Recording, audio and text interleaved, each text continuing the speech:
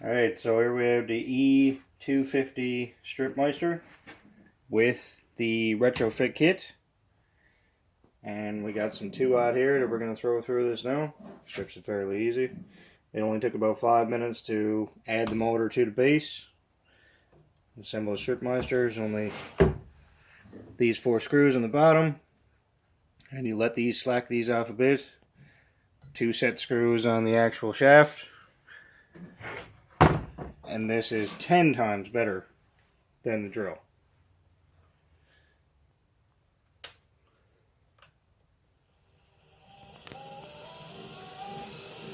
I've already got it set for the size.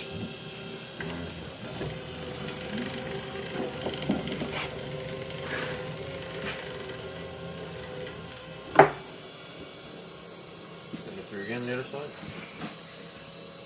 Send it through twice for shorter lengths. Makes your life 10 times easier. I'll let you open.